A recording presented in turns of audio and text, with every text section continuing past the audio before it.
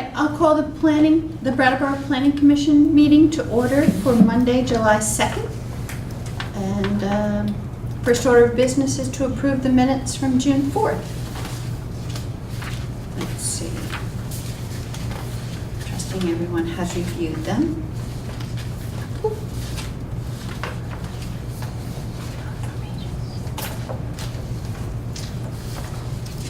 Anyone want to make a motion to approve these minutes? So moved. Seconded? Second. I can't. Sorry. Oh, I can't. I'm sorry. Never mind. Oh. Keep my mouth Yeah. shut. I'll second that. Very good. Sorry. I'm sorry. No, I'm fine. Any discussion? All in favor? Aye. Aye. Any noes? All right. It's passed without Catherine. Kathy will be back in August Yes. as a voting member. Why is she not a voting member? So Kathy's, Kathy's not a voting Tardy. member Because because tardy with my application. she had to apply to be renewed. yeah. And it wasn't a full 7 days before the select board meeting, and therefore it won't happen until next month. Yeah. So she missed the last meeting in June to get appointed, so there's a little gap. Congratulations on your new job. It's exciting. It was perfect, we're at announcements. Not really. Is there anything that you'd like to say, Rob?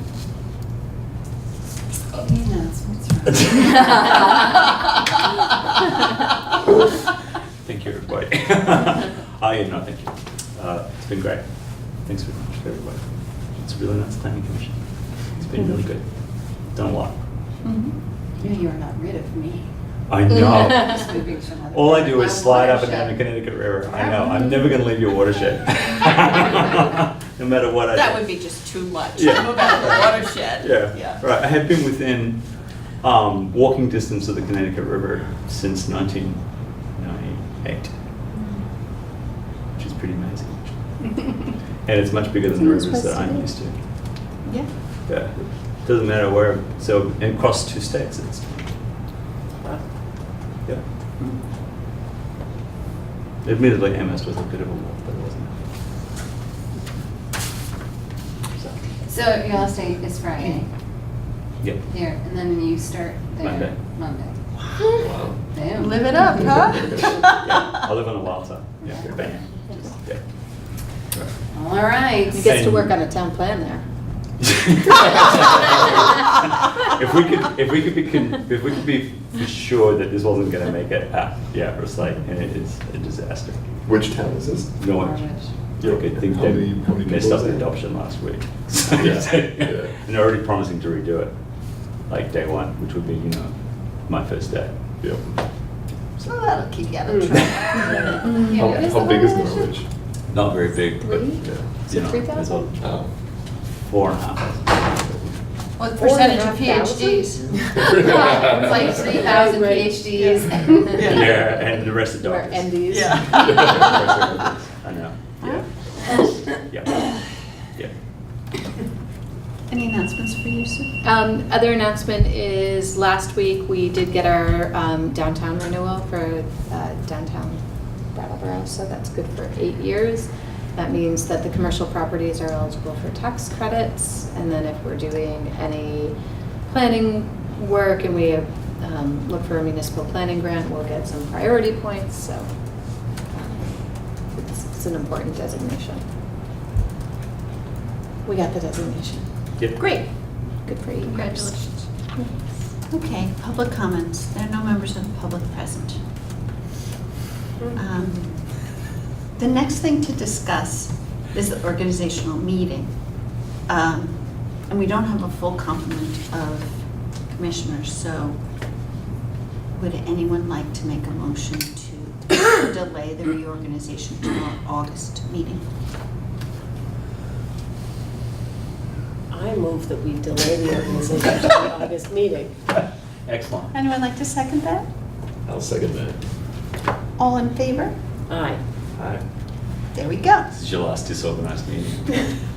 We can do the rest of it though. Now to the Brownfields program. Do you want to do the whole thing? You want to do bylaws and the open meeting law training in August as well? Yes. As well. Okay. Oh, all right. But the bylaws say we're supposed to do it in July. Well, we've reviewed them enough to know that we're supposed to do it in July, so that counts. Yeah, I'd say that's We have 8 out of 10. Okay, And Brownfields August is very program. close to July also. So at the last meeting, we talked about some sort of project project that we could do to use some of our petroleum funding.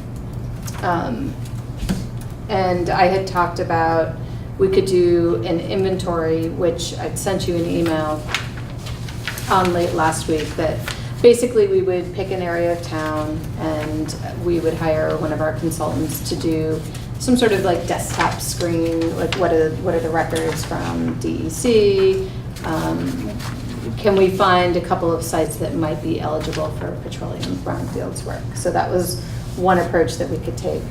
I don't have a ballpark of how much that would cost. I mean, maybe 5 to 10 grand, depending on how comprehensive it is and what the final product was.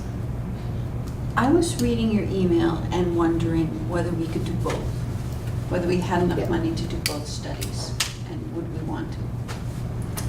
So the other study, and I was wondering this as well, and my EPA contact is away this week. I do think that we could do both.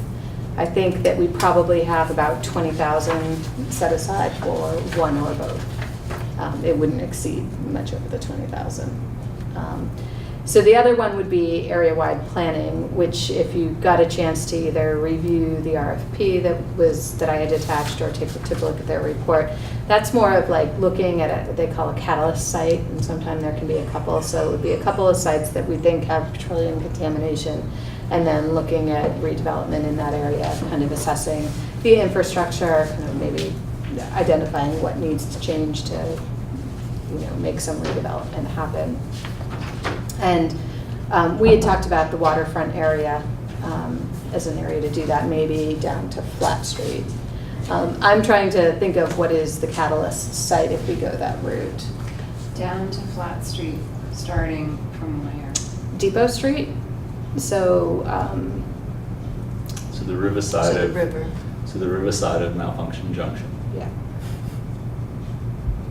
So it would be where the tank farm is, where Barrows and Fisher are. And what about Is it called pre-planning now? for the new bridge? Pre-planning for the New bridge. New bridge. I don't know how much we could get into the traffic flow, and is that what you're thinking of? No. Or I'm just thinking of redeveloping the land, the waterfront lands, not like essentially from bridge to bridge. Yep. So there's a couple of things. So there's been several planning studies done probably in the last 15, 20 years looking at that area. So it's possible to kind of resurrect them. They vary from having some really high density development down there to more open space uses. So I think any work that a consultant would do, they would want to be looking at those. The challenge is not knowing exactly what's going to happen with some of the property down there. What is needed for right of way and what's going to be left.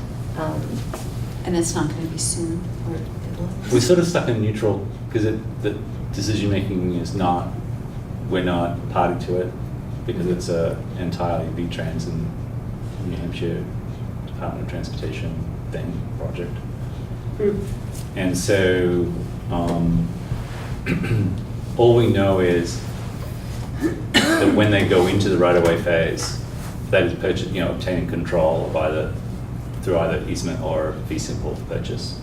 V-Trans is pretty tight-lipped about what's going on because it's sensitive to the real estate negotiations. So it's hard to, all we know is that that's happening. We don't have any other information. And the challenging part with this project is there was an operating assumption that with the new bridge built just south of Marlborough Graduate Center that the existing bridge, the old bridge, there's two bridges, would become biped bridges, and that this one detail, which now seems really critical, wasn't really worked out very well, which was who would own and maintain them. Oh, God. Right, just a small matter. And so now that is the dispute. And so while that's getting unraveled, Is it a dispute between the states or between the town and the state of Vermont? the states and the towns, No one wants to pay And does for it. anybody want it, or nobody wants it? everybody likes the idea of the bridges. Nobody likes the idea of having to pay for it. Right. So And they're not in good the town of Hinsdale and the town of Brattleboro don't really have the resources to maintain two bridges. That's why there's this joke about the Concedio Bridge. So we both know that we both can't afford the bridges. Somehow magically, both the state agencies of transportation thought that this is no big deal, and of course it would be easy for either or both towns to, just have another bridge. And so I'm kind of being sarcastic about it, but it's really astounding to me that this has been in the planning process for 20 years, and the actual question of whose bridges they would be and who would pay to have them fixed has never come up until, now.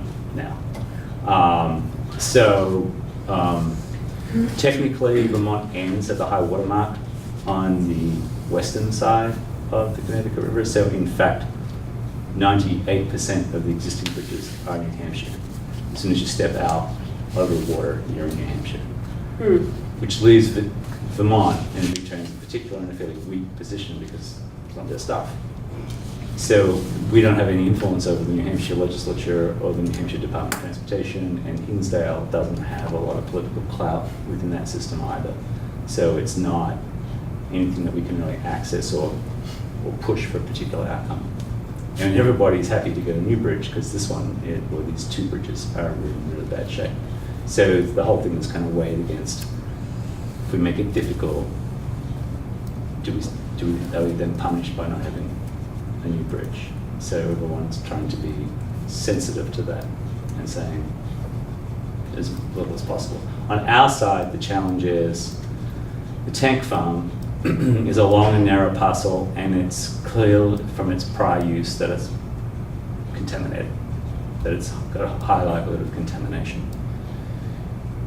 It's impacted by floodway and floodplain, and there are specific regulations at the state and federal level that govern distances between things like huge tanks of fuel oil and propane and those kinds of things. So to actually lay out or plan a tank farm requires quite a bit of thought and engineering kind of application. So if V-Trans wants to obtain control over slices of this parcel to both access the bridge for maintenance reasons and then also have nothing underneath the bridge, then they have to be convinced that the existing use can still fit on the land that remains. And that's something that we don't know the answer to. And so that was also one of the puzzles that V-Trans was working out about 6 months ago, and we've not heard anything since. Do you think that they are studying it, or they're just Yes, they hired a silent? consulting firm of engineers to study that particular question. Who's they? Which what? What are we V-Trans. talking- Okay. yeah. V-Trans is responsible for Tanks. obtaining control of right-of-way on the Vermont side. Yeah. And that's their single biggest issue. That's the single most difficult thing to address. Marble College Graduate Center is another issue, not without some friction, but it's fairly straightforward. So I don't want to speak out of place, but it seems like those bridges are pretty important to Brattleboro. It's a fascinating planning problem, but it's a really tough thing. Brattleboro is the town that already bears the majority of the impact in terms of what's on those bridges. Yeah. And what happens to those bridges has much more of an impact on the future of downtown Brattleboro than it does on Hinsdale. Exactly. Because the downtown of Hinsdale is miles away, Yeah. right? And so while technically they are part of Hinsdale, they really function as part of Brattleboro. Yeah. It's a little bit like the difference between, Washington DC. It's just that it's one of those classic Yeah. lines on a map problems. Is there any communication with Hinsdale then on what? We have a good working relationship with Hinsdale, but they're in a very similar situation to us, in which they're small, Yeah. they're under-resourced, they're not super experienced in dealing with these kinds of things. They appreciate that it could be a huge economic development opportunity for them. They're also really appreciative of the fact that the impact is largely going to be borne by Brattleboro. Hinsdale depends much more on Brattleboro than vice versa. Many people in Hinsdale work in Brattleboro. Yeah. Anybody who needs to go to the hospital in Hinsdale goes to the Brattleboro Hospital. Is a critical lifeline. Yep. They're really serious about it. They know they really need it. But So the we working- don't get to plan it, Mm-hmm. and we don't, and you know, it's not our, it's also not our liability, I guess. But I think we can plan down that, in that area. Yes. But for the Brownfields nexus, it would be nice to know what's going on with the tank farm. Yeah. How much land, how much is being taken for right of way? Is there anything that will then end up in the town's ownership that we Right. can then be planning over? And I think the hope is that we will know within the next year, we'll have a better idea. Yes. Because if they want to go out to bid on a project next fall, then they're going to have to It's resolve just- these issues. Yeah. The good thing with our Brownfields fund is we'll put in for 1 year, so they technically, the 3-year period is up in August, but it's pretty perfunctory to just go for another year. At the end of that year, you can only use funding on projects that you have in motion. So I think that we can get a project up in motion within a year if they resolve it right away. So what you're proposing and studying the tank farm is not duplicative of what V-Trans is doing. It's, No. it's an aid to our understanding of what can be done. With Yeah, just so- the tank farm though, not the bridges. 'Cause you mentioned Well, some no, of I mean, the bridges. area can be larger, like what we need is a catalyst site, so that would be our catalyst site, and we would want to look at it in a larger area, because we want to, how does it function And then all the way with the down main Flat Street. intersection? Yeah. Yeah, I mean, ideally, it'd be nice to get along Flat Street. We know that there were some petroleum uses in that area. It was a lot of auto body shops and that kind of thing. You know, if that becomes too large of an area, we can play with the area. I'm kind of looking for that catalyst site at this point. There's been a lot of work, Brownfields work done on Flat Street. Do you have Yeah. any Some other better exciting than others. options then beyond the tank? I don't have any other exciting options for petroleum. Yeah, I'm kind of struggling with that. So they would have to be town-owned sites that, It doesn't have to be No. town-owned, no. Just somewhere we suspect that there's petroleum. We do still have some hazardous funding, so we could do this with hazardous as well if there was an area of town, like say we were concerned about somewhere up on Old Ferry Road or, just. But the pulling purpose it is out. to use the petroleum funds. Yeah, that's what we're trying to do, is to fund the petroleum funds. Right. And that has to be a tank that had petroleum in it that's installed. Power uses, auto, anything auto-related, and that's clear because it's propane And so we don't know of any other site other than that site at the river. But if we do both studies, one will tell us where there might be more we could do that petroleum, first. and the other will be the catalyst planning study. I think we should do both. But we do the first one, we do the petroleum We do the search inventory first. Yeah. And that's just going through the archives to see where sites, Primarily, yeah. okay. Mhm. Huh, we pay somebody to do that. Yeah, we have. No, you're gonna go do that. Yes, you- We have Silly consultants. question. payment, It's right? cool If in the you're- basement. If you're paying somebody to do that, how much more would it cost to pay them to just do the whole town? Oh. If they're looking, you know Yeah. what I mean? Yeah, Mm. I don't know. It's actually an interesting question, but I wouldn't do the whole town, but Yeah. we could do the Like- Putney Road, Canal Canal Street, Street. downtown. Yeah. Like the. The main south, artery. The east Right. of, So are there challenges with east of 91. known, like the site on Putney Road that was a gas station and has got Yeah. monitoring wells in it? Are they excluded from the program because it's already known? or? Because there's a liable and viable Yeah, party. party, there, that's what I was 'cause we've had thinking. So- discussions about that. Right, Mm. so that also makes it challenging to do the whole town, because, Well, at there's so this many point, though, issues, it's just, but- it's pointing out where these sites are. right, It's not, it may do a screen for that, but it doesn't necessarily have to screen for their eligibility. It's just saying, here's some sites, then that gives me people to talk to, or, send a letter to and say, if your property's selling and, there's some questions, we have this program that can help you. right. Okay.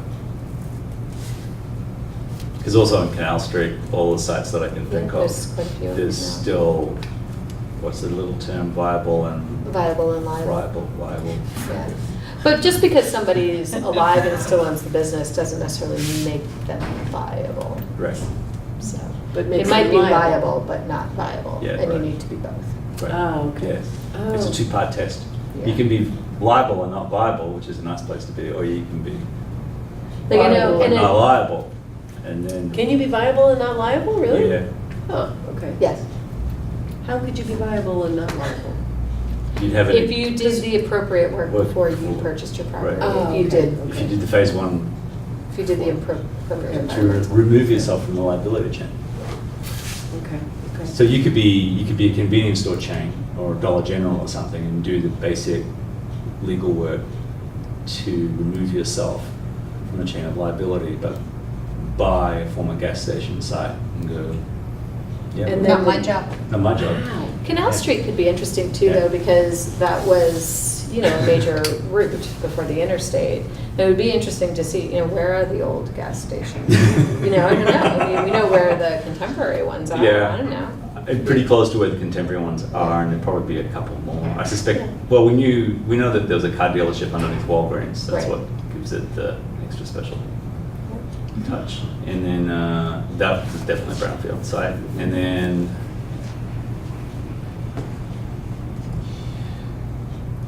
Then junkyards can be Yeah, considered. it'd be petroleum interesting. sites, And too. with Well, an Old what- Ferry Road, like the whole area along Old Ferry Road up to the river. Probably. So do you Mm. want to Yeah. investigate having a study of the Putney Road and Canal Street What about West Brattleboro? potential? horse and buggy still. Whole thing. Really? Whole thing? No petroleum? They just skipped the 20th century. They went directly from whale oil to electricity. To Volt, to Chevy Volts. that's Right, Just okay, one all leap. right, all right. No, well, there's obviously Disco Bev. And that's the discount beverage store. Their light only says Disco Bev when I lights up. Oh, I know. That's how that's how it got its That's name. how it's got its name. Yeah, Oh, that's I right. always wondered Yeah, about yeah, that. That's right. People think we're referring to a person. It's actually a business. Oh, I've heard that before. Yeah, so, yeah, there must be a bunch out in Westby as well. I'll have a Westby conversation. really needs some help. It'd be nice to have some Brattleboro Yeah. attention on Westby. Okay. Well, then should we leave the area of study up to Sue and her conversations and? Because what does authorize this her to go obtain forward? us then? Like, what is the final? The final product is kind of a list of potential petroleum sites that could enter into the program. And if it's Okay. done before the year is up, then any of those could get onto the sites for further study. That's right. Yes. Yeah. And get funding. So then it Yes. just helps improve resale value then, because the study's been done already? Well, it depends, because you don't want to just do a study if there's no that's sale what- per se, yeah. because parts of the study are only good for 6 months, Yep. and then other parts expire after a year. So it's more if there's something, Something happening right within that year. yeah. So, Or it's just a, flag for other people that might be looking at a property down the road to be like, oh, there was But, a former use there. Now, that's a plus and a minus, Yeah. because somebody trying to sell their Sell it, property exactly, might yeah. not like that. yeah. And But also they're to just gonna go- be. But they're gonna have faced to with the find out consequence anyway. Right, because banks often require these reports on Yeah. a transaction, like when there's a transaction going on, because they want to know what they're. Is it still good after a year though? No, you'd have to do a new one. Yeah, so But going out this shooting in the dark is inventory- kind of just random. We're not gonna, like, we wouldn't undertake any phase ones. This is just gonna kind of look at historical resources Yeah. and kind of key in on some areas that, Yeah. that maybe, you know, there could be issues. Cool. And they might want, you know, And we these, want to promote the program with so that they, Yep. you know. these it's property available owners could be resources. told, hey, you know, you came up on our inventory, and if you should ever want to do something with your property, we have this program available to help address these issues and make it a smoother transition. Yep, but that's not gonna hurt their property value or anything. No, it won't No, affect. it already exists. Yeah, exactly, because the bank is gonna. Yeah, and I think the assessors, like, they are not looking at any of that. Yeah. It's not part of their. Right. But if we found a site, say for example, in West Brattleboro, and we decided not to use the river as our catalyst site, but in West Brattleboro, it could potentially get some advantages in terms of planning, future planning. Yeah, I mean, if we found like a cluster of sites, for sure, we could, that'll help guide maybe where we do the area-wide planning. Okay. Because yes, that could help Right. Canal Street or West Brattleboro or somewhere. Wherever we decide. Because we get that, I looked at that plan that you directed us to, and that's very fancy. Yeah, Did that any one, of that actually happen? I don't know. What That was Swanton. Yeah. Oh, that one. Was it Yeah. Swanton? Yeah, I looked, there's another Swanton. St. Albans one that was on there. It St. Albans was, one, a lot of the St. Albans one happened, the Swanton one. There is some area-wide Very close to planning. Canada, yeah. Have you heard of the Putnam Block in Bennington? Mm-mm. That's a Yeah. big redevelopment that M&S, which is here out of Brattleboro, they did Brooks House. They, under a different LLC at the time, but they're doing a project in Bennington that the state of Vermont had done some area-wide planning on. That's So right. this is kind of picked up Huh. and, you know, it's another big housing, multi-use Right. development. But It that's- takes in a former hardware store and I think a gas station also, actually. So it's a Brownfields, Yeah. post-Brownfields site. Oh, cool. But that's a good example of how a study like this could draw the attention of not only property owners, but future people who might want to redevelop. Right. Yeah, good. Yeah. So it's advantageous to get some kind of inventory. Yeah, I mean, people have mixed thoughts on the inventory, to be honest, but to do area-wide planning, for sure. Right. Because of the concerns that you brought up. How will this affect my property? And, you know, that is the kind of the Yeah. trade-off. I'm not with sure, I don't think inventory. there's been that much done in Swanton, but I don't think it's intrinsic, I mean, it was a nice plan, it was a nice study. so. Very techy. Can property owners opt out? No, because it's not even really an interview. Like, Yeah, it's there's not no even that, kind of yeah. interaction with the property owner. Okay, It's all published information. yeah. So how do they do the But it doesn't have to testing? be Like, how do they widely do- like promoted. It Yeah. can just be something that sits around. Yeah. Not sits around and is not used, but you Yeah. know, it's not like, It's no hands-on, it's just looking at historical. right. Documentation. ownership. Right. They're not going to a property, they're not doing the Right. site Okay, that's good, that's my walks, question. I anything kind like of assumed they had to basically property. No. rules. All the information they use is in the public realm, and it doesn't require site visits or permission to access the property, and it doesn't involve Drilling into the ground. and- No.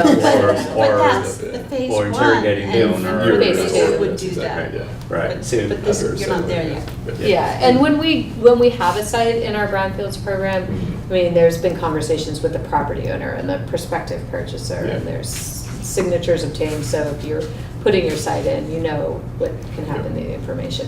We have to share it with This- DEC this- and EPA. This can't replace a inspection though, can No. it? Yeah. No.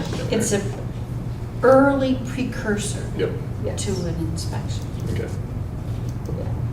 It's been a challenge to use the petroleum funds. I think other towns in Vermont and New England have found that to be the case as well. So the EPA is kind of supportive of these inventories to find out maybe where it could be eligible. Because, like I said, junkyards, you can use them. Motorcycle Yeah. shops. Just kidding. Tire dumps. Yeah, right. Yeah, old auto body shops on the West River. So do you need a motion to do that, or you think I you don't have think the so. consensus that you No, need? yeah, I'll Great. have a conversation with my consultants and put together something. Potential land use regulation amendments? So we're just at the start of this.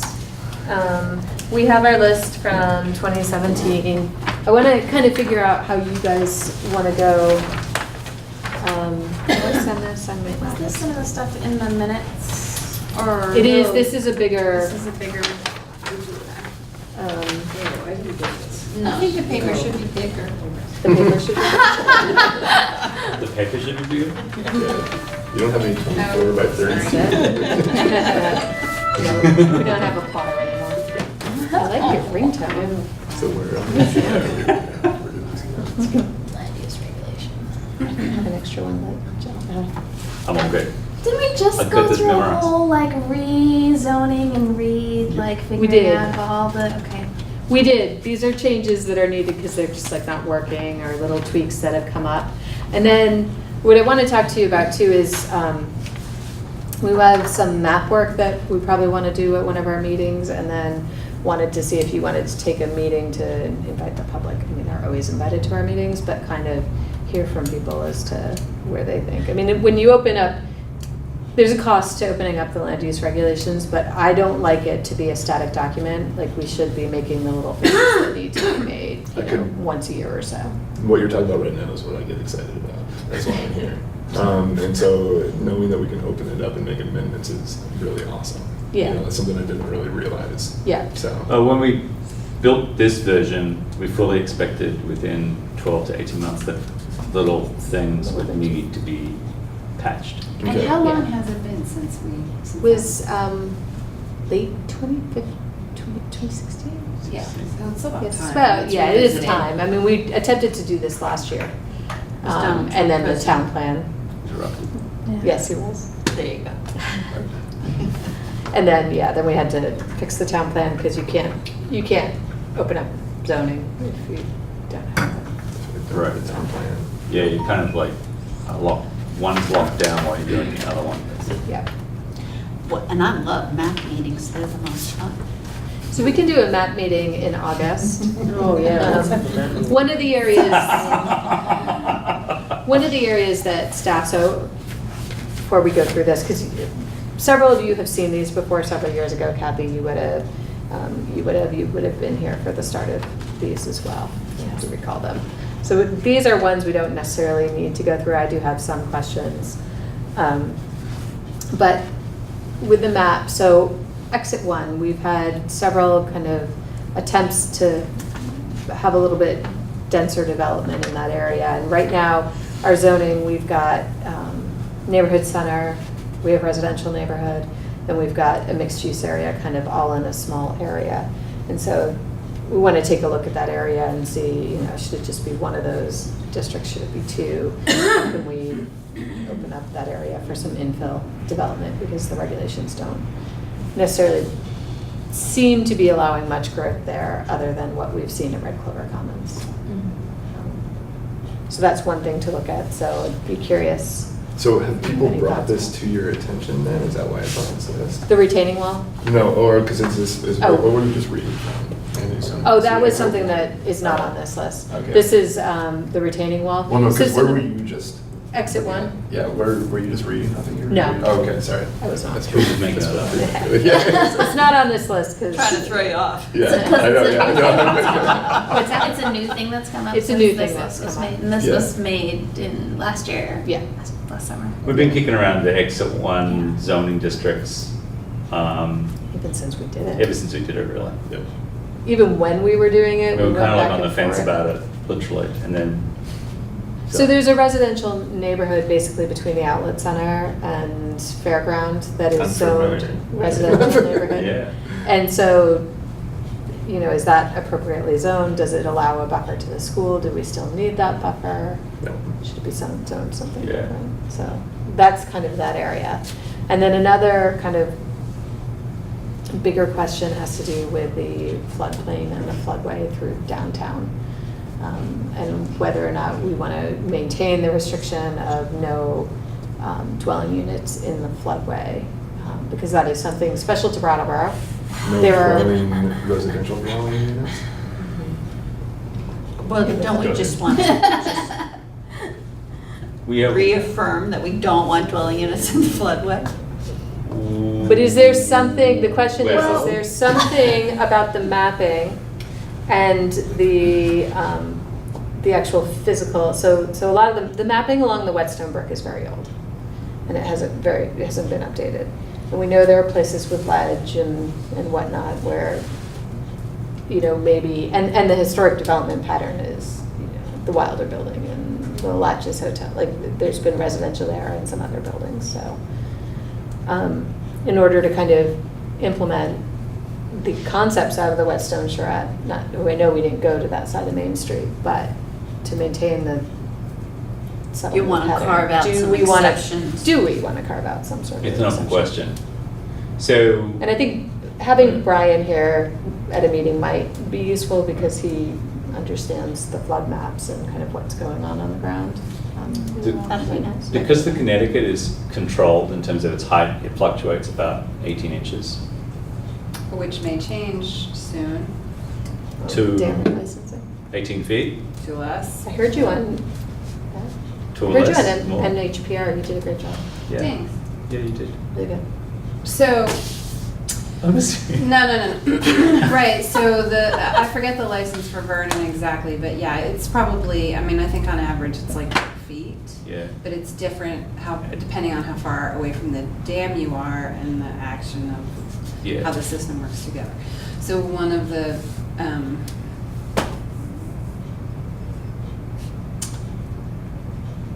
some considerations would be for habitat reasons, there may be changes in. So to make the fluctuation greater for Less. purposes or No, less? we would not want greater fluctuations, but possibly less fluctuations. Right. Okay. So because Because of erosion? And habitat Yeah. needs. Habitats for humans or animals? Fisheries habitat. habitat. So And also just that it's not natural for it to fluctuate like that. You want to, in order to maintain appropriate riverine habitat, you wouldn't necessarily be having the water fluctuating like that, Doesn't, Makes it's not sense. pure, yeah. It's not tidal. Right, right, And okay. it's not a lake, Got it. actually, obvious it is. Yeah.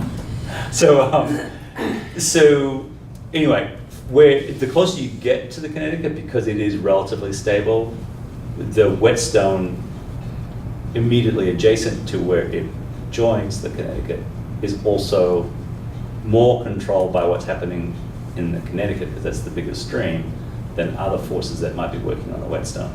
So out in West B, you're going to get much bigger fluctuations in the height and velocity of the Whetstone than you will, say, between the Latches and the Connecticut, because it's jamming against the Connecticut and it's pushed, particularly under flood conditions.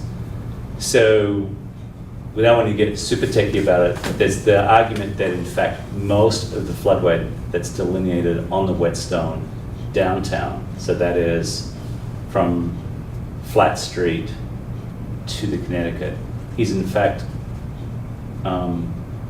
conditioned in part, if not totally, by backwash from the Connecticut. So it's not a feature of the Whetstone so much as the behavior of the Connecticut that's dictating the levels of the Whetstone. Huh. Well, that's So- also all ledgy in there. And it's super It's ledgy. really not. Right. We're only talking about flood, though, we're not talking about Bailey. Yeah, I'm talking about Yeah. flood stage conditions. There's not- So there's not a lot of erodible material or anything that's going to move. So for instance, even if you've got a building perched on top of ledge, the ledge is not going to, slide away the way a soil slope might, right? So it's Thus, an exception to the floodway regulations for the downtown in these rocky areas. yes, Yeah. which coincides with it. So the end of the Whetstone, as it meets the Connecticut, is super rocky. And we're talking so from Elm Street to the Connecticut River, a pretty short distance. It's just already built out. And some of those buildings have historically had residential structures present. The last element of this, and Sue can cut in here, is that for anyone to propose a reconstructed or new building to fit in one of these spaces, it would have to be constructed in such a way that, first of all, the residential structures would have to be on the second floor or higher for other reasons to do with other land use regulations that are in play in the downtown. So a significant vertical distance from the floodwaters. And the way you have to construct that building, because it will be bolted to ledge, is such that and the size of the building to make it economically viable, it's not likely to be impacted and destroyed by floodwaters on the whetstone under any conditions. So the part of the building that may be subjected to water would be the basement or the foundation. That can be waterproofed and designed to meet, has to be designed to meet FEMA standards. Is this entirely a town regulation up to us to determine? Yes. Yes.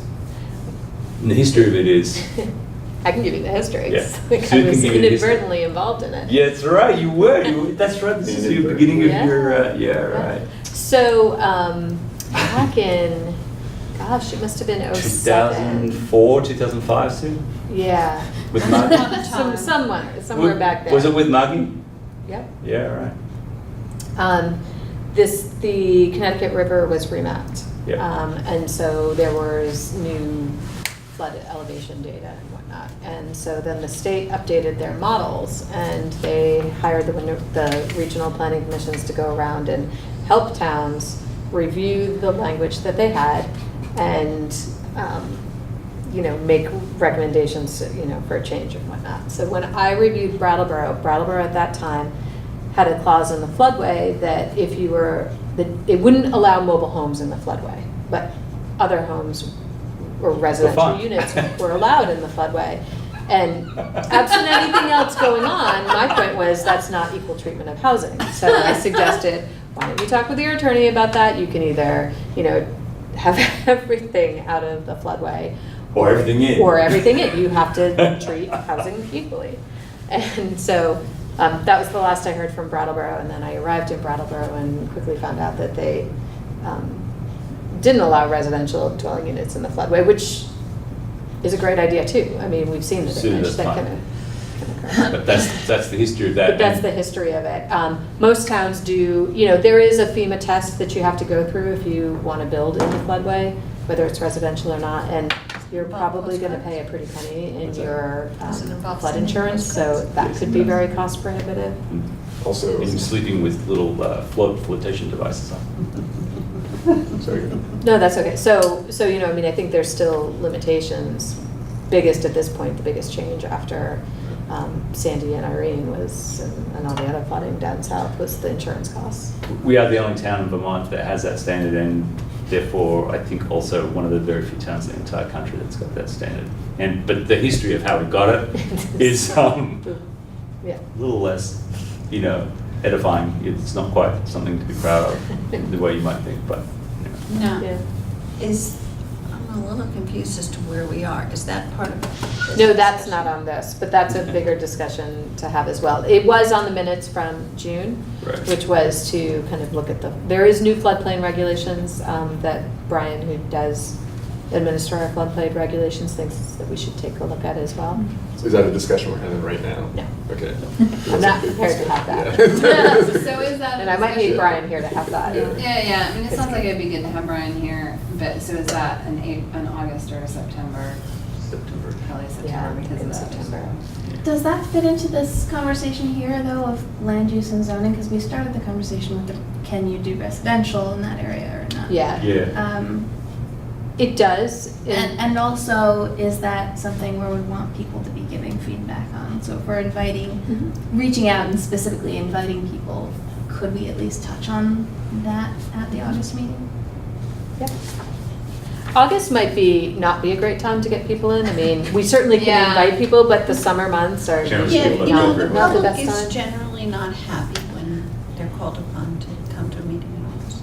So we might want to I do mean- the public meeting. Even just that it could be assumed that it wasn't an earnest effort to get public input because so many people are away. actually, that's a good point. The whole notion of seeking public input when you know the public has gone to Maine, Doesn't. so smacks of, like, you don't really mean it. So it's one of those. September would be better. September is a better time when kids are back in school and everyone sort of Would you? gets adult with their other responsibilities. Would you rather, maybe I can see if Brian can come to the August meeting and prepare us. Yeah, because we're going to be discussing all these things unless we're going to do that right now.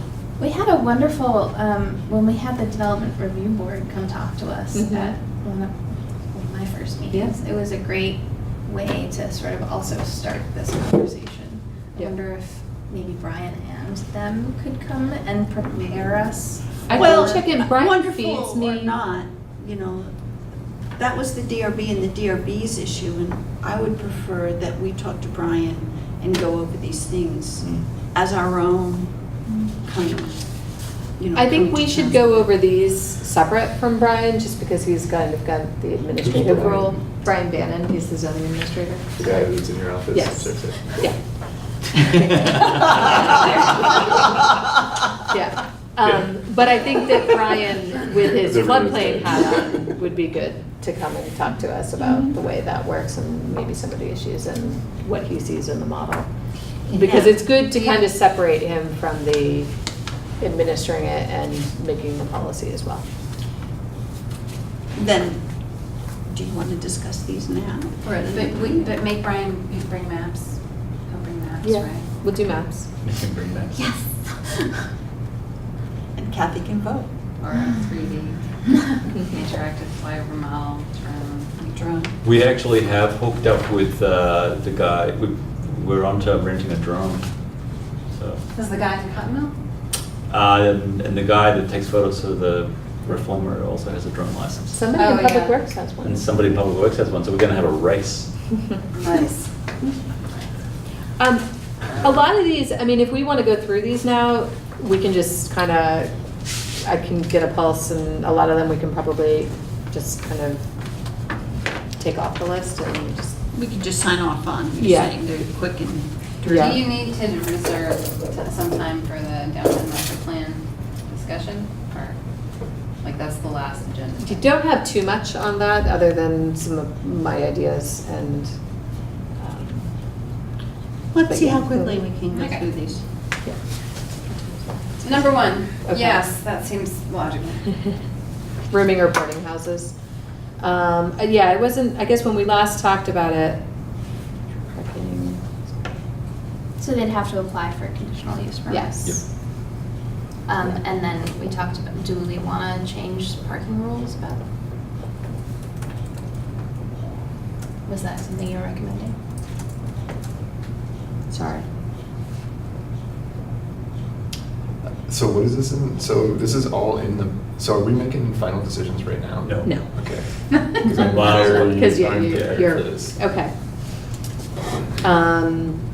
We can come back to this one, so, So I do we know have? we were having some rooming and boarding houses that were popping up, and they were, you know, they would be like maybe 4 to 6 rooms, but they would have just a typical driveway that maybe fit 2. And so there was a concern that there wasn't enough parking on site for these uses. And if you set the minimum parking so low, then, you know, they can just meet that and then cause a problem in the neighborhood. I don't know that we've actually seen that problem. I can think of, I know the one that kind of triggered it. It was on Canal Street, so I don't think there's necessarily been a parking problem. I can't speak to some of the others that I think are out there in residential neighborhoods. So generally, do we have a consensus that we would like to allow rooming or boarding houses, and then further we'll look into the issue of parking? Well, Because the only issue is parking. yeah, doesn't conditional use require then site plan review? Standard. Yeah, it does require. So something. what I'd say there is, the DRB would still be looking to a standard for parking, but conditional use will require site plan review, whereas absent conditional use, then there is no review of the physical provision of parking. And so this makes it a requirement that the DRB review the application from the standpoint that includes parking because of site plan review, which is one of the elements of site plan review. So- Whether you want to apply an existing parking standard or not, is an open question. I think for commercial, what we somewhat confusingly call commercial scale residential, so 4 units and above, it's regarded as a commercial enterprise that's renting out dwelling units, right? Or leasing or selling dwelling units. So- in that instance, there are parking requirements for buildings with 4 or more dwelling units. So for someone to utilize their property for rooming and boarding, this isn't about them getting permitted to do that. It's permitted for people to park on the street. No, it's to change the use. So say you have a house Yep. and And I wanna rent it out. you want to rent rooms out. Yep. We're not talking Airbnb or anything, Yep. but then that is a change of use and you would need to go before the development review board. Yep. You'd have to show that you have enough parking.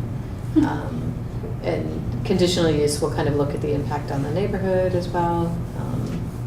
So what are the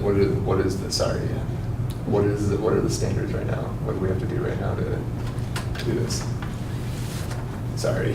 I don't think they're allowed right now in the residential neighborhood. Yeah, Not allowed. That's they're the- allowed. Yeah. So what we're talking about is then opening it up to making it be allowed with. Yes. As long as the conditional use permit is obtained, and that would require a review of parking. And how much does that cost? And how much time does that take?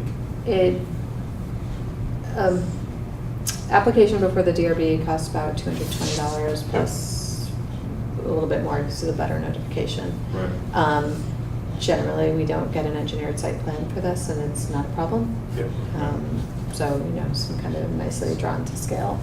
A scale Site drawing plans. done by an amateur, about $200 to $300 depending on the number of abutters and a month. Yep. So are Okay. rooming houses and boarding houses allowed in the commercial district? They are allowed downtown, so near the center district Yes, they're in the neighborhood center. and neighborhood centers. So that's exit 1 Canal Street and. They're allowed in the Putney Road. mixed-use neighborhood. Right. So what we're talking about is opening it up to having options for Right. it, so. In the mixed use. And more residential, more. In more Yeah. residential. Right. Because what And that it could would do create is more a lot more housing. housing. More Yep. housing. Could, yep. Um, And monetary income for some people. Mhm. And is the parking requirement in place that there needs to be 2 for a house plus 1 for every guest room? Is that No. in place or not? It is not. So normally we treat a residential unit as, let's see, yes, that is in. It is 2 parking spaces and 1 per guest room. That is in place. Is there a waiver for places that are like near the train or near the There downtown? is, you can reduce off-street parking if they are within a quarter mile of on-street or public parking. Yep. If they have shared parking. You can do less if you submit a parking study demonstrating that less parking will be needed. But that's not really for rooming or boarding, that's more for a business. And it doesn't say you can reduce it in proximity to public transit? No. Seems like Should we add that to the list? I think we should. We found our change. That's gonna go to a different Looking at all of section. the residential neighborhood areas, like there's a lot of it that runs along Route 9, and it's like if you can hop on the mover or one of the buses to come downtown, it's arguable that you don't necessarily need to. Have parking. And, these rooming and boarding houses are generally occupied by people who don't necessarily have access to Cars. Right. vehicle. Right. Is this going to be a big issue with the public? Who knows? It could be. It could be with neighbors. Right, well, that's, Yeah. what- yeah. It that's- could be. It'll be one of those where there are pretty distinct camps, pretty distinct views on both sides of the issue. So there'll be real strong advocates for, and there'll be real strong naysayers concerned that, the neighborhood culture is going to go to hell. And so that's what the planning commission gets to as well. And ultimately, this Howard. Yeah. Yeah. Well, that sounds good. Yep. Okay. Cool. I Okay. mean, what I'd say is, optimistically, what you'd hope for is that if somebody was going to come forward with the proposal of a rooming house in a residential neighborhood, in an existing residential zoning district, it'd be a largish house, and therefore it would also be a largish lot, and it wouldn't present necessarily very big challenges for on-site parking, and/or it would also be close to a recognized bus route, and that would mitigate the need for parking. But inevitably, you will get somebody that's proposing to turn something very small into a very large rooming house that has no parking at all, and that may, of course, then be That's the difficult. thing that proves the rule. Right. But right. that's not us. That would And be that's why the That'll be the condition, DRB's but fault. that's why you put it through the That's conditional right. use. That's why because you if it's give it not, this extra layer then of review. Okay. There are some additional regulations on rooming and boarding houses. So it can't have more than 6 rental rooms, no more than 2 adults per room. Rooms must not be offered for rent for less than a continuous period of 30 days. A resident That's the of the dwelling. Airbnb stipulation. We don't regulate Airbnb. Or the, never mind. Don't go there. Yeah. Don't go there. Is there- I knew it. A resident of the dwelling must operate the rooming and boarding house, so it's not meant to be some landlord that's renting monthly and not living there. Right. Yeah. You can't, rooms must not have private kitchen facilities, meals must not be provided to the general public, and renter parking must not be located between the building and the street. If you wanted to start a hostel, Mhm. would that be? I think that would fit in this. Yep. Hostile takeover. How your neighbors might say.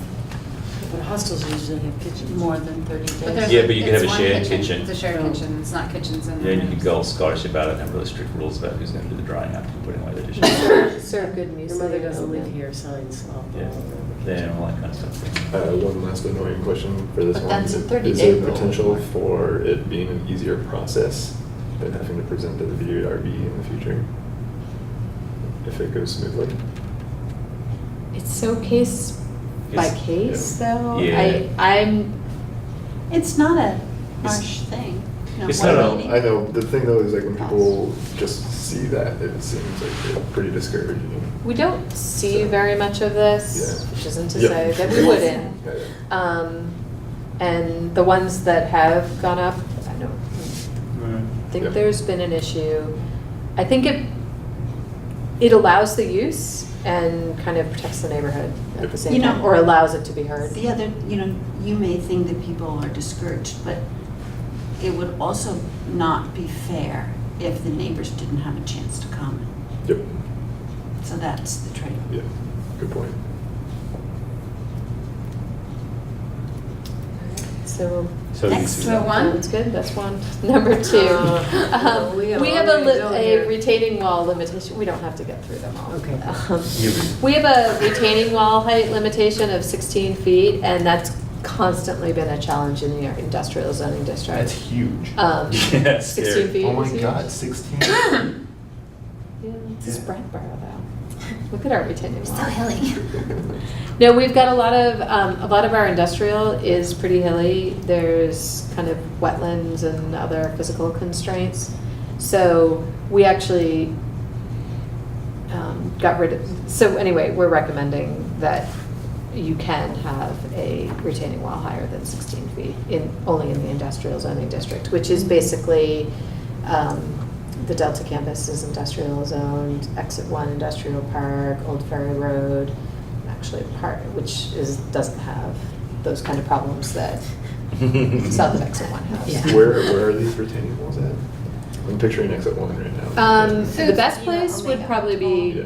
yeah, Commonwealth. So, yeah, That's where you're likely to see. big retaining walls. And we did zone some land, like the old Latches ski jump, so it's kind of across, it's next to exit 1, if you're coming off. If you're driving 91 south and you come off exit 1, it's kind of that land to the west. So if you're driving south to Guilford, it's kind of on the north side, it's forested, it's kind of hilly. That is zoned industrial, and if you're gonna build there, you're probably gonna have to blast and put in some retaining walls, so it's kind of. So is there a height limit in the new language, or does it just leave it? There would be no height limit. I mean, I think Just- eventually just engineering's for- gonna get you. Money, Yeah. Just Yeah, are we talking just in the industrial district, right? Yeah. Yeah. Right. So, And there's a nice caveat here about you can't mess with pre-existing retaining walls. They have to be maintained to their existing height. So I think that's good because you don't want to be doctoring up somebody else's wall. just blasting stuff. Yeah. Because what are people coming to you right now with concerns of? Really big ones that come with It's So. like 120 folks. No, no. What did we see on? The name is What did we see on Exactly. Commonwealth? Was it a 30 foot?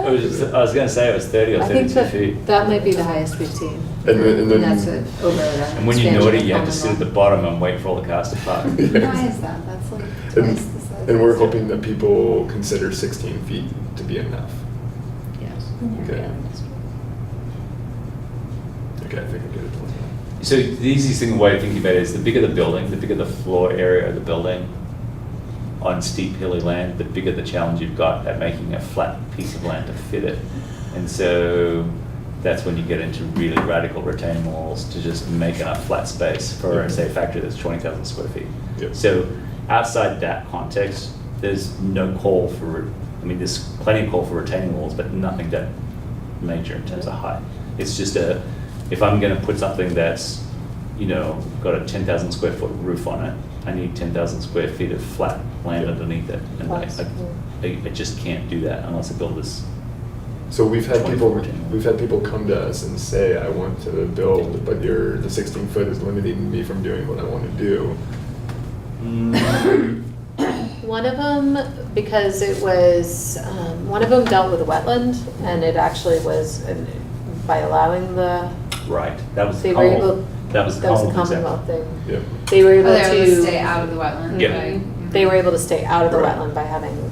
It was the classic engineering dilemma. If they met our requirement, they were going to encroach on the wetlands, which the state wouldn't permit. If they met the state's requirement of not encroaching on the wetland, they weren't able to meet our requirement Yes. of no higher than 16 feet. So we backed off and said, yeah, we believe that the value of the wetland in this instance is a higher planning priority, so you can go above 16 feet. Yep. And then they went, yeah, okay, all the way to 32. Because the value of that is protecting the wetland and also attracting jobs. Yeah. Yeah. So that's what. They doubled the number of jobs. And with that. sometimes it Exactly. would literally be between a rock and a hard place. Thank you so much. That's very special. Yeah. Yeah, all right, okay, so yeah. Awesome.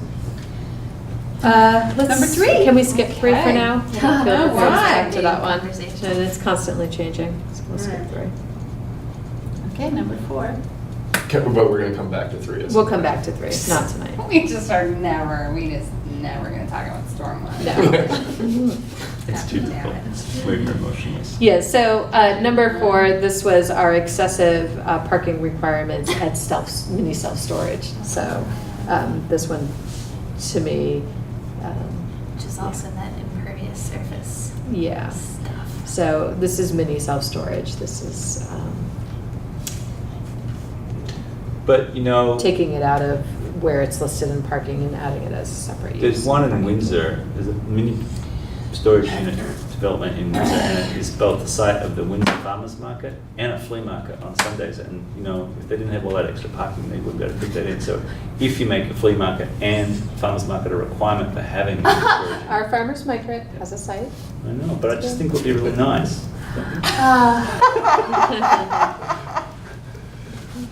Rod's got I was one foot planning out the jokes, door. Yeah, it's really homey. I don't understand 4 at all, so I'm gonna stay out of it. Think about the mini self-storage on Old Ferry Road. Yep. Our parking requirements would require that there be 99 parking spaces. Okay. And this is kind of one of the, oops, we didn't realize the intended Yeah. consequence of Yeah. that. So I did look around at the time I did this and saw what are other recommendations for mini self-storage, and it's 4 spaces and then 2 if there's a manager, you know, plus 2 if Right. he's there. So that basically So hits what's the the employees, standard because for there's so units? much impervious surface that you rock up in front of your unit and you kind of park there and do your business and then you leave. It's not a problem. Yeah. Yeah. Okay, number 5? This is a footprint, the mixed-use district, so that's, there's mixed use up on Canal Street, I think where you have your shop might be mixed use, Josh. Yep. There's mixed use on Burge Street and down Flat Street, and I think it hits the Cultural Intrigue building and the building next to it. I think those are both mixed use. Yes. Yes, Cultural Intrigue Trying to and the former panel shop. And is there are also some new mixed use going up Putney Road? Or There's not mixed use up Putney Road. There is around the common. There's mixed use. Yeah. So, sorry, the wording is confusing me. I don't know if we want to get into this tonight. So right now, we have a footprint limitation, so if you're building a new building, you Yep. can only have a building that's like 4,000 square feet Or smaller. or smaller. Yep. And that's, the reason we did that is to kind of keep the scale of the neighborhood. Mhm. But it's seemingly limiting some growth. Yep. And on top of that, we have some other design regulations in the mixed use, so breaking up the facade and how the windows look, and do you have an covered entry? Yeah, there's other Yep. pieces at play, so we were thinking of going to 6,000 square feet to allow bigger footprint. Are we ever going to talk about the facade stuff? We can. Yeah. Sweet. Do you need to adjust the lot size? No. You're gonna have a There's- 6,000 square foot max building on a 6,000 square foot minimum No, you lot? couldn't do that because there is a maximum coverage. As in go up. You can go up. So we have, It's page 2-27. yeah, so you can only cover 80% of the lot with impervious surface, so. So if you have a 6,000 square foot lot, then you could only have, what, a 5,400 square foot building, but then where would you put your parking? So maybe you're looking at a 5,000 square foot building and then 400 square feet parking or something. So there's that kind of in play too. So if you look at that 225C, then what is that little chart doing? Because it says 6,000 square foot minimum lot. Is that, Yeah. I'm reading that to think like you can't. That's you if have you're creating a lot. So if you're, Partitioning also as well. yeah, if you're subdividing a lot, your lot has to be a minimum of 6,000 Minimum of square 6,000 feet, which is like a third of an acre? No, No. sixth of an Okay. 45,000 46,000 square feet, 542. acre. Yeah, so the eighth an acre. You got it in stereo. Yeah. Yeah, right. Are you liking this yet? Yeah, you guys are nerding each other. Okay. So, limiting growth is a very big concern of mine. And so, in the past, how many people have come to you saying the 4,000 feet is really hindering? Nobody. In those Nobody's come specific to us with areas. that. Yeah. Yeah. I would say nobody has come. So then where did the 6,000 feet come from? I think that I don't need looked at it, the I don't- land development code, some, kind of Yep. Bible or, Yeah, you no, know, yeah. it's just kind of a recommendation. So is that? Of is- what this kind of zoning district would. Right, with the uses that are in this district, that Yeah. is more appropriate to what the potential And uses. we had looked at, when we did the 4,000, we looked at what were the sizes of the buildings in that neighborhood, in those neighborhoods. So, because you didn't want something that was so out of scale. So this bumps it up a little bit, but. And it's still like a 2 stories minimum requirement. In general, Sue, would you say these comments came from you and Rod, overview of how the zoning is going, not necessarily someone asked for these things? Yes. Yep. Right, and very little of this is actually driven by complaints or observations from outside. This is more us literally running kind of a electronic file list on our server of things that we're concerned about or think might need adjustment. Okay. Sometimes it's been made clear to us, it's been illustrated to us by somebody asking a question or making a comment. Right. But for the most part, it's actually from us thinking, not sure if this number's really doing it, what we thought it was going to do, or maybe this is too tight or too loose, or just that kind of stuff. Yep. Which is really great. Yep. That is really great. Yeah. Are we settled on the 4,000, 6,000 discussion and ready to move on? Copy of the land use regulations. Is it online? It is I feel like I've online. seen it online. Yeah. I'd like to get a hard copy, that'd be awesome. That'd be great. Unless it's like really expensive. Well, any of you, or any of you in need of a hard copy. You might get 'cause it I black can- and white. Yeah, that's all totally fine. Rod's Can- probably I'll taking probably- his copy with him. I'll probably email you separately. Actually, no. But I would love to sit down sometime and go Yeah. through it and see like what thoughts are. 'Cause you would- It's a because- fantastic read. Yeah, for me, Well, like, because I'm you're like, looking at that and you're like, Absolutely. okay, Yeah. but then you might be interested in knowing what else is at play if you're trying Exactly. to. I would develop love to it, sit so. down with you sometime and go through the land Yeah. use, so. Because like in this zoning district, Yeah. there is a 2-story minimum. So if So you're building if something someone's new. building, it has to be 2 It stories. has to be 2 stories. in That's this so district.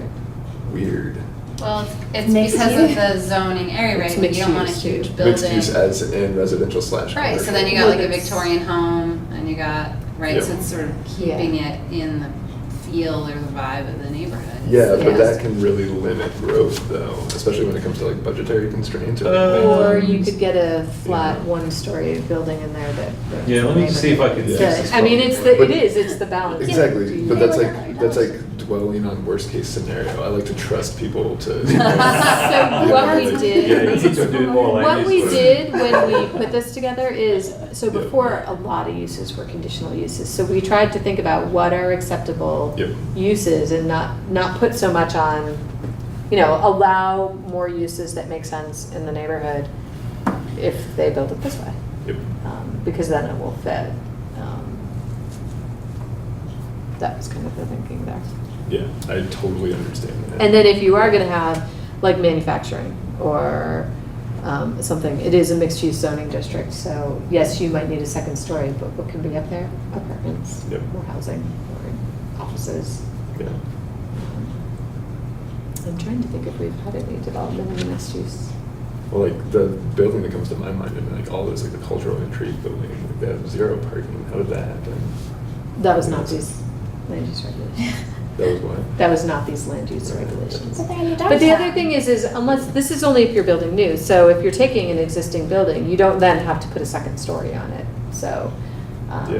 Whetstone is going next door, Yeah. ideally, they're not gonna go in and put a second story. That's Yeah. where we're using an existing non-conforming building. Stone is going next door. They went before the DRB, yeah. Yeah. They- Which next door? The archery building? No, the old auto body shop, not auto body. Peter Putnam, Peter Putnam's um, Glenwood Collision. Yep. Where is that? Right next to Cultural Intrigue, it's like a green. Oh. Oh, next door, I'm Next door, imagining yeah. next door to the. Next to the West. Yeah, I thought you said Yeah. next to the West End, Yeah. yeah. For a different restaurant or for? Nope, for just, for brewing, Oh, brewing. yeah. So to expand their brewing operations. Okay, so this is the Panera Bread shop king, Yep. and it's a tallish, single-story, typical, you know, off the blueprint, retail food outlet, you know, standard plan right across the country. And to meet Keane's requirements that in a mixed-use district you have a second floor, they put that box on top, which is completely empty inside, you can see right through it. But it meets the requirements, and so when you're driving past at 30 miles an hour, the streetscape looks like it's configured of two-story buildings.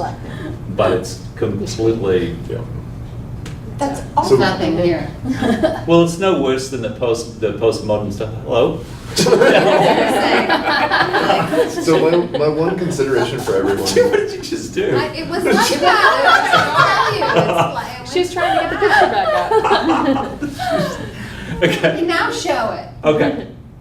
There it is. Yeah. It is. Okay. So my one consideration with this conversation for everyone is keeping in mind like a lot of people's limitations. You know, like there's people out there that want to do really cool things to add to like the diversity to this community.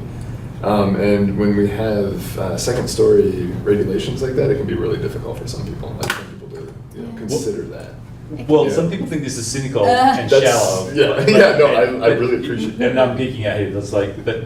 My phone is made up of photos of Things other like Panera buildings. Bread. all over the country. Where's my Troy? Right. Brad and I are Yeah. gonna still Yeah. text back and forth pictures of places we visit. I think Josh has a It's great going point back. about this, So- the small business owner and access to capital to build something that is of that size. Now, I know that the town does grant homeowners small grants to create apartments in their houses. I wonder if we can think about this as a bigger, you know, with the town plan and the drive towards making more affordable, accessible housing, you know, this could Yeah. somehow be a Keep part in of mind that that. 6,000 square feet is a maximum. Is there a minimum? No.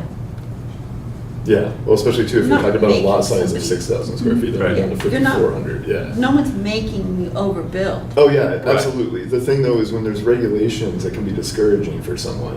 Be like, if they're just like looking at it, you know, like when you're flying by the seat of your pants and you're going into something and you're like, you know, Yeah, I well, want to figure this tell out all and do these this. people who are scared and flying by the seat in their pants to Yeah. come in and talk to Sue about it. Yeah, no, absolutely. But if it's written down as a regulation that you have to have a second story, and you're like, I just don't have the money for that second story, so Yeah, you but pull a Josh, Panera, Right. you know, and so that's you're But cheating in the system. and Other then- side of the coin Yep. are the big developers who have no problem and Yeah. might come in and completely take advantage. They'll of the Dollar it General because they can plop yeah. bullshit down in your gross community. Dollar General that So- doesn't fit into the Again, community. yeah, absolutely. You know, and that's definitely, So this is a cynical interpretation of the rules, but you Yeah. could just as easily, and many local developers, GPI among them, have Yeah. done projects in Brattleboro where they've built mixed-use buildings with residential or office space above and retail on the first floor, and they've been really successful. And yeah. you know, that initial reaction, oh my God, I can't afford 2 floors, is something that, you know, would be regrettable if somebody then went away and didn't ask any further questions. But even if you talk to a contractor or Sue in the office, the answer is going to be a lot more encouraging, I think, than that initial And response. it'll pay for itself, and, you know, you Right. just have to think it through. And anyone who's serious about a project knows that regulations exist, and you Yep. can come and discuss it. Yeah. Also, what I pay a lot of attention to are regulations in other states. And so like when one state is like really heavily regulated, it's so easy to just go to the lesser regulated state. And so that's just another thing to consider, like when we're trying to attract, because everything kind of goes hand in hand, you know, like affordable housing and jobs, you know, like they have to thrive together, you know, otherwise they're both going to falter. So, you know, when you're small developments, 6,000 square feet or less, you know, that's not very big. You know, we just need to be like conscious of like, you know, regulating it too heavily, making it too difficult because we could just lose them to another state. You know, and so like that's just you know, something to always, I like to think about, you know, continually, just to know that I want to trust them that they're gonna not build an ugly building next to a beautiful Victorian house. Obviously, it does happen, You see the but subway Wait across a the minute. street? You want Oh, God, less yeah, yeah. regulation and more trust? Not exactly. Because that's, Yeah, Yeah. that's what we're here for. We're here for regulation without trust. Yeah, exactly. But what I'm doing here though is reminding, hopefully reminding and just telling a story. You know, like I'm probably going to get voted against in all of these votes, and that's fine because that's the direction that Brattleboro will be heading in. You know, so Yeah. you know, yes, I do trust. I want to trust people, absolutely. You know, and so I guess that's probably where I fall. You know, when it comes Well, to you know, there are towns that don't have zoning, yeah, absolutely Guilford, but they yeah. don't have Townsend. the population and the commerce No. that we have here. Yeah. And if we're gonna live, you know, cheek by jowl Yeah. together, we Yeah. have to have regulations, Yeah. planning regulations, because otherwise, it's, Absolutely. the public health and I'm not safety is saying not no served. planning regulations at all. Right. I'm not saying that. I'm saying we just need to be considerate of how difficult it is for people. Yes, but I think you're overemphasizing the difficulties. And I think the most small businesses don't start from scratch with a new building.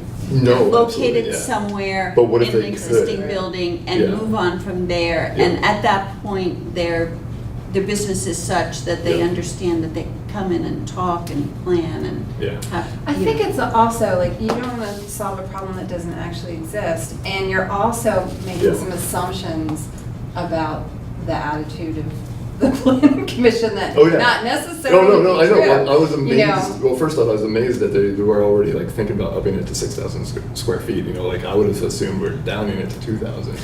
You know, but then also I'm not making assumptions of anybody at this table at all. Don't get me wrong. You know, I just want to know that we're not hindering growth in this area at all. You know, because that's not at all what I'm into. I don't think we're looking You to know? hinder growth. I think Yeah. we're looking for responsible growth because Yep. bad growth Yeah.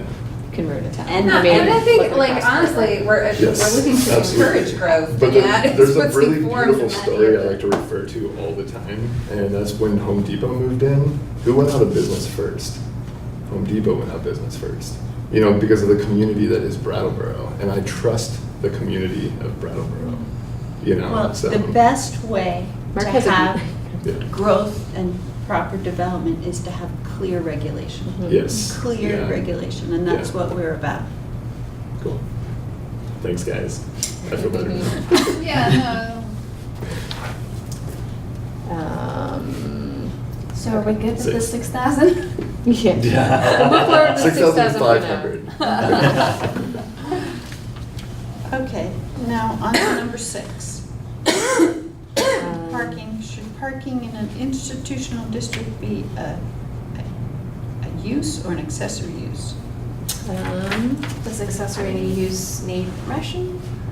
Accessory use is accessory to another use, not a use in and of itself. Sorry. I like parking to be an accessory use, generally speaking. Is there some reason why? So if they What are your purchased thoughts another parcel and then wanted that to be their parking lot, is that? That would be parking as a standalone use. It's Right. a single use for that parcel. So they, So the reason that they're standalone uses in the urban center and the village center is because, well, in the urban center, you can't create your own private parking lot. So it needs to be a use in case the town wants to put in another transportation center or whatnot. So that's why it's there. In the service center, you can have it as a standalone use. That's gonna, you don't want too many parking lots, but I guess that could be commuter parking lots. And as a standalone use, the idea is that if there's like a private property owner that builds a pay-to-park deck, kind of, that would be a standard use. A standalone. Standalone Yeah. use, yeah. Yeah, okay. Yeah. I really don't think we're there yet. You know, I don't think anyone's gonna pay to see the basketball game or something. But I guess I'm not understanding, like, what is number, what is, so are they, so just, they're not allowed as a use in the institutional district?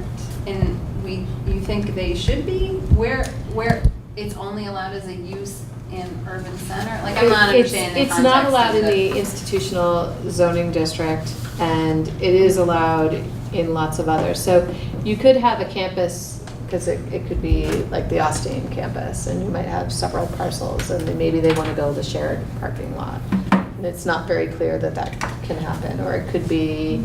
Well, the hospital has built additional parking lots. Did they have a problem, or was that all within the confines of the PUD? It was all within the PUD. So that's not a Except for problem. the Except for the lot that they remote built at the back of the pizza shop, which is separately permitted and outside the PUD. Well, did this come into play? No, that before these regs were in effect. It's kind of a cleanup thing. I mean, maybe it's a problem that's not really a problem. Where did this come from then? It's a Brian problem. It's probably something Brian brought up. We Brian- probably have Brian's some. problem, Brian's having a problem. Should we come back to this one? Well, let Brian Feeling explain like- himself. It's bad when Brian has a No. problem. I'll look back into Yeah, that. Oh, I see on the next page, permitted urban center, village center. I'm trying to think of neighborhood where, center. even in institutional districts, this is really gonna Come into play. come into play. I don't think it I'm kind of is. struggling with that a little bit. I But think that's- it's a solution for a non-problem. Yeah. So, Right, and you get at it with a master plan in a campus setting like the Austin Mhm. or something anyway, I think. yeah. We'll put that one aside for now. Let's put 7 aside too. Wow. I know, I'm a little unprepared, I'm sorry. It's been a busy 4 weeks. Looks seriously 8. complicated. 8's good. It's good. Yes, it does sound good. So Okay, 8, tell us about 8. 8 allows for, we have had a couple of these Yeah. come through and we made them work, but it just makes it clear that if you're doing a workshop or a studio and, there's no bathrooms in there or whatever, if you can't habitate it, then it can be treated as a small shed. And that's just permitted by the zoning, the zoning administrator issues the permit.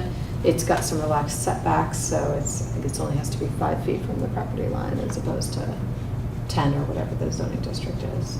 Could be Like a- more. So it's Like just. a chicken coop or something? Not a chicken coop. Okay. Um, So what's the difference? Like a workshop or a studio. So somebody throws pottery out in their backyard or they paint back there. Okay, like somewhere where they produce stuff, okay, gotcha. Yeah. And so we just treat it as a garage or a shed and they get the reduced setbacks. What And Brian about issues the the permit. office? You could have a writer's. You could have an office, Writer's Writer's studio. studio. Civic. Because what are the Japanese. regulations right now? That's right.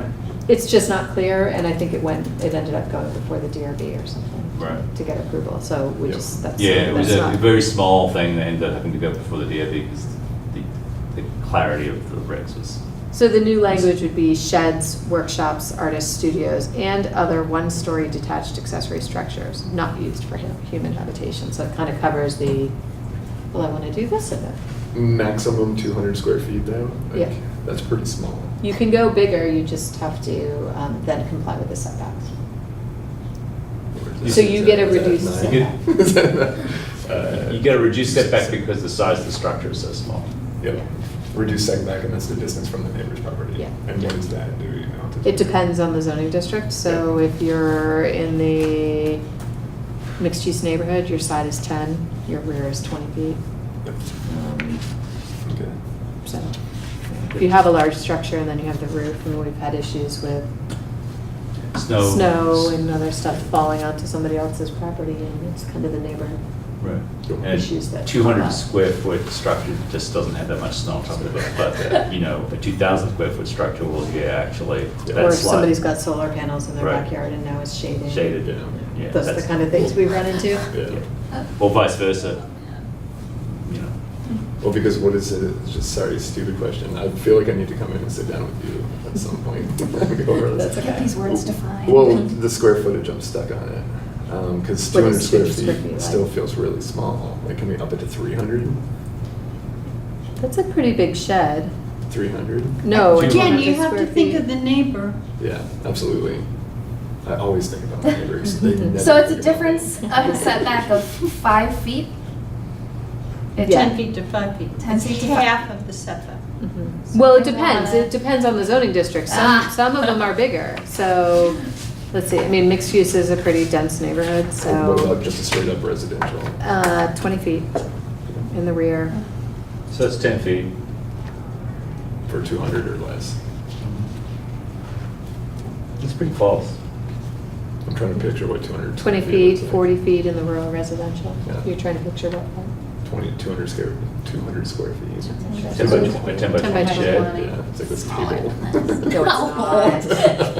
No, it's not. What does All that right. have in this room? Mhm. Yeah, big. it's about That's big. this. Yeah, Yeah, that's big. this- It's Big big enough. enough, yeah. Most of the cabinets, sheds they're that come into different us are square 12 by feet. 12, so 144. Right. That's kind of a typical Okay. shed size. Let's keep it at 200. Let's make it 150. All right. That's the way it is now, is a max 200 square feet for the sheds. You can have them larger, just. Yeah. It just has to be further away. Yeah. Right. Okay, Sue, which one do you like to talk about? We could do 10. Let's get going. It's clearly an incomplete thought. What? Skip. So this is, originally the coverage for service center in our old zoning was, I think, 90%, which is a lot of impervious surface. So we reduced that to 60% to really encourage landscaping and proper handling of stormwater, so the landscaping could serve as stormwater. What is service center? That is Putney Road. And Service center. Yeah, it's a So district. Hannaford's, It's the district McDonald's. from Goes the north. roundabout south to Holdings. And it goes north Then it goes north To of the 91. roundabout to, on the west side, yeah, to how far north on the west side? to the, I think to 91. And or what where is the bridge. coverage? The coverage is the amount of impervious surface, so the ratio of impervious surface to acreage on the site, That Right. includes Oh, okay. parking and building. Yeah. parking and building. So we want more. We want more. So it originally had been 90, which was a lot. I mean, that didn't leave a lot for landscaping or It was almost or completely stormwater. paved from Yeah. Yeah. stem to stern. Yeah. So now we want 60. So we went to 60, and we feel like it could be tweaked up a bit higher after working with some 70. applications. I mean, applicants have been able to meet it, but it does feel a bit tight. And this is for coming development? It doesn't Yeah. apply to It already doesn't built apply to out already built. spaces. No. Because here it says specifically there are many small parcels in this district that were feeling constrained. Yeah. So what So does like that the- mean? Well, Like who we they- had, Or not, I don't need. we had a specific- development at Friendly's Yeah. that came forward. They ended up going somewhere else in Yeah. town, so. there And was but some sort of Would that merger. be? But not for that reason. Oh, Not for this reason, no. Right. No, Is they that merged. a small parcel? That is a small parcel. It is a small parcel But- for that. For the district. service center, I mean, compared to the Hannaford's parcel, But Maybe an this acre? would make it a little bit more attractive for the next guy who comes along. Right. Because what are we saying then? That they, we're saying that that they they can don't, develop more of their they, own. they can have more impervious surface, Okay. an increase in impervious And we're surface. going 10%. from 90% impervious No. to, From, No, it's. We're going from it's 60 60 to to 70. it used to be. Years went ago, from it was 90 90. to So a lot 60. of the development that you see out there Yeah. that's just like completely paved parking lots Yeah. happened when it was 90. before. And And that's one- why it looks so one awful. shrub. It was like, yeah. Dead shrub. Dead So the shrub. reactionary folks Yeah, put 60 in there just because it was like, ah, wait, oh no. we've just found in a couple of examples that it's really tough for them to fit stuff into the site. And To get all the parking they Is need. there All the is parking there a lots were ratio based on the size of the parcel, right? Where maybe because it's constrained on a small parcel, 70, but if you still have a huge parcel, you still want 70% of it to be impervious surface. That's a lot better than 90. Better than 90. Not as good as 60. But, it could showing be, real promise. it could be 20, right? Depending on like how the land is handled, right? You can do parking, not as impervious surface. Well, I think the point that Sue's trying to make is that there have been people who've really Foundation. reached this, with difficulty, and we don't necessarily want to make it so difficult. Okay. Yes, please. Is there a way to say, parcels under this size, they're allowed to do 70, That's kind of 75%, but larger parcels I will have to look at that, I 60? mean, probably, I don't, Yeah, I mean, you I could- like to be a little bit You could more bra- equal across the board, we'd have to look at what that threshold. You could bracket it. Yeah. Couldn't you be creative in your parking as well? I mean, you could make parking that was not impervious. The other, well, there is that, Gas but station. Liz, do you remember when we went to that workshop in Hinsdale and they talked about The rain. effective impervious, right? So Yeah. it's where you could even possibly develop it more if it is pervious. So it might be, instead of using conventional methods for getting rid of stormwater, you're gonna have a whole section of the parking lot that is pervious, and you're gonna have a maintenance plan. And so if you use this, there's another way to do it, where you can get more towards your ratio, your coverage ratio. But Yeah, I do you know? think, Yes. I'm not explaining And it I very think- clearly, I but- think the problem and I'd is have to that see how the language most is written. engineers in New England would worry about the, frost heaves yeah, and so forth. So we can look into that. yeah. Yeah. You want to look into it? I'll look into it. So there's that example of that restaurant in Portsmouth that I took photos of, where they had this really elaborate, like they had it almost like a moat around the restaurant, and with Is stone. that after Irene? Yeah. Portsmouth, it was fun.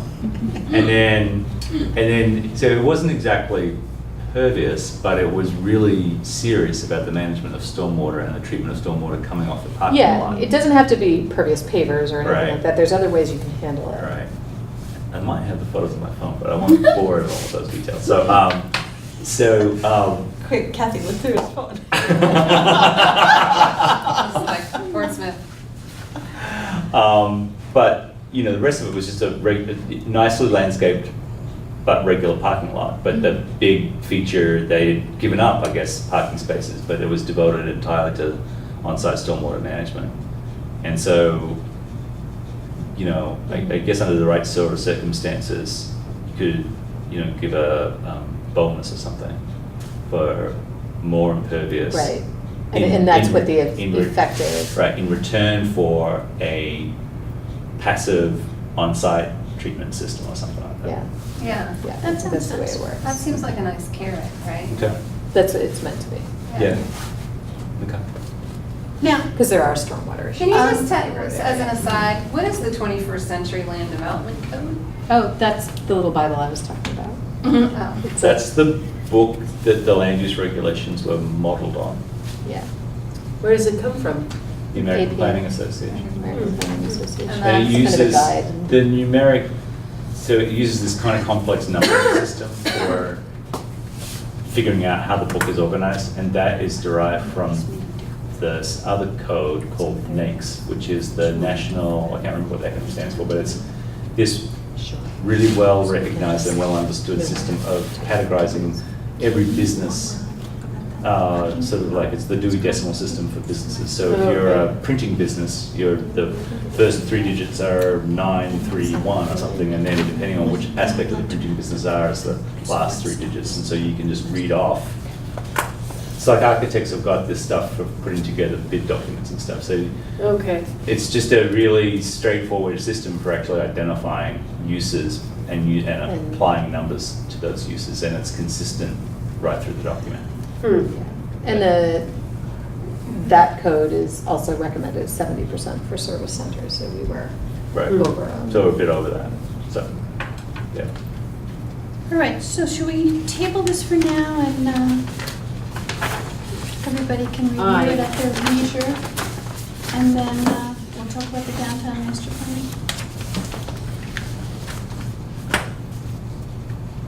Yeah, we'll have to come back to this at the next meeting anyway, so Yeah. fix up the others and make sure. Yeah, well, if we want to go over them, we'll have our questions ready. Do Do you want to hold the copies and then redistribute?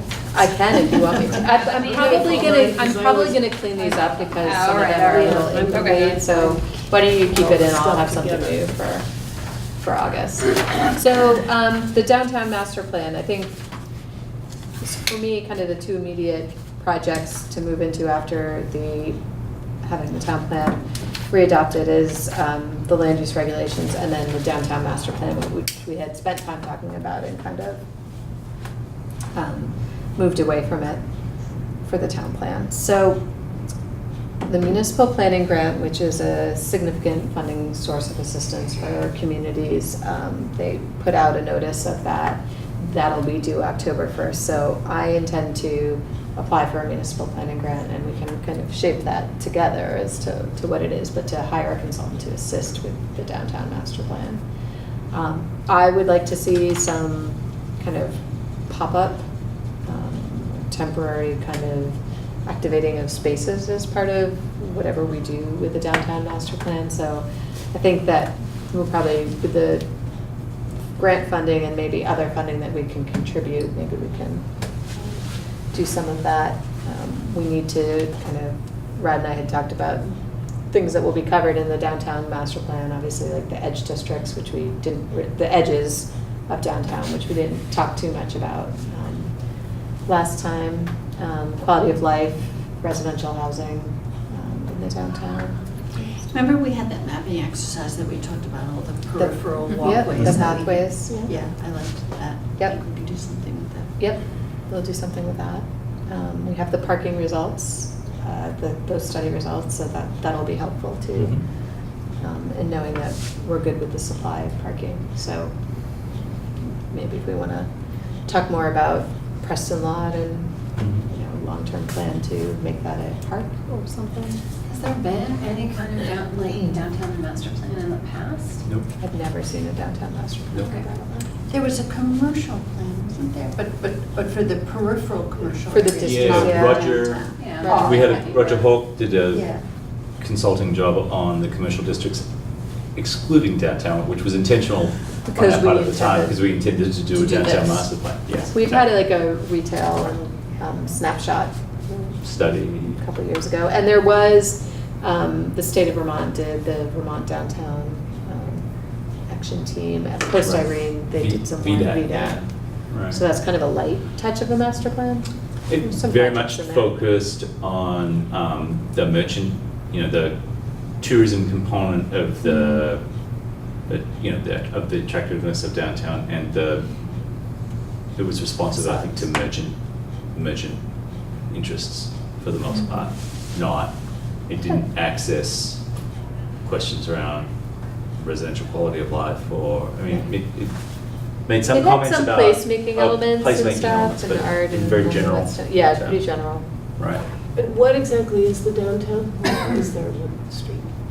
I'd say, It's very tiny. well, the zoning Is it very district tiny? doesn't It's- even go up to the commons. So the zoning district starts kind of here, or, at Yeah. the Courthouse. fountain, the Wow. courthouse, And by zone, you mean the urban center? the Yeah. urban center. And then it goes down Elliott Street to Church Street. No, Elm. Elm. Elliott to Elm, flat. So it is a fire station now? Yeah, that Yeah. is in the downtown. Yeah, so from the Connecticut It's River, really small. Yes. That's the zoning district. I Right. mean, I think You fe- for a downtown master plan, we had actually talked about going out into the neighborhoods as Into the- well. Yeah, we the had whole that, distance. what everybody thinks is downtown, you got like 6 different answers. Is it a That's clear- right. That was That was a fantastic. really funny mapping exercise, that was pretty good. Right, no one had the same answer. Yeah. I mean, that's one of the things that's really interesting about it. So the perception of downtown, particularly from, say, rural folk from West Brattleboro, is that it's really big. And then And the people that live downtown, Down, it's yeah. like, no, downtown is over there, not Yeah. my house. Right, Yes, I yeah. live over here. This is one of those funny Yeah. perceptions. This is Near my residential house, I live neighborhood. downtown. Wherever my house is downtown, right? Yeah. One of my big questions early on, because I'm very, very new and learning a lot in this, was can we bring the downtown Canal Street and Putney Road? Because like when you go to other cities, downtowns are massive. They're tons and tons of square miles. They're bigger than the entire town of Brattleboro. So it's like, what's hindering us from having all of Brattleboro be a downtown? You know, you might want to downtown, look at right. that old commercial plan. Maybe, so you have a copy of that, Mm. Josh? Yeah. But Sue had a very good argument, or not argument.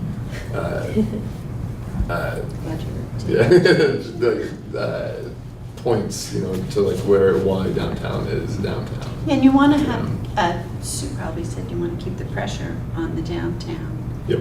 so that you can have open space in other areas. Right. And then kind of squeeze each commercial area to be compact and Yep. in demand. And distinctive with, either in relation to the surrounding neighborhoods or, you know, maybe like Putney Road, the service center, distinctive in the sense that it's performing a particular function. Mhm. So, you know, think of other streets in bigger towns and smaller towns, you know, like that Panera that I showed you in Keene is on a strip that does the same thing as Putney Road. Yeah. Right? And on some level, people living in a town the size of Keene or Brattleboro need somewhere to access a supermarket with a parking lot. And it's the same layout that's going to cater to a car dealership, and so that's, you know, they end up together, and then a hotel or whatever. So, I mean, just the history of the Putney Road Master Plan is an education in and of itself. I mean, it's just, We're still talking about that then. Rod is not anymore. yeah. Before we adjourn, I would also like to just thank Rod for his service. We're going to miss him, and any pictures you'd like to send us, that would be really good. Yeah. Good luck in your... This is what we're doing in Norwich. Like, I'll send them along. That'd be great. Yeah. Yeah. Thank you, Rod. You could just ask if you've got a photo requirement. You could just text me, and I'll send you something from my phone right then. Any words of wisdom for us? Just keep on going. This is great. Not get out now. Don't give up. Don't get out now. Look at, these are green marked bike lanes on a state route in between Barry and Montpelier. See? Yeah. Oh, wow. You see, Sue and I just like They what's chronic. drive high, Oh, that's cool. high traffic intersections. That was last week. It was We 60 need some of degrees. those in West Brattleboro, Look at these. the rural Cool. part of the Oh. town. Very Stacy's marble Right, monsters. yeah. Very cool. I think you could get those little Yeah. signs from upstate New York That's a that, lot you of know, work. have a picture of the Amish person with a Right, horse in them. yes. That would be yeah, great That stuff. would be good. Yes. Yeah. The general people will slow down much All right. better for that. There's no way It to- doesn't matter if motion they to never see adjourn? one. I move that we They'll just adjourn. slow down. Who wants a second? Seconds. Yeah. All in favor? All right. Aye. Thank you, everybody. Thank you, Rod. You're welcome.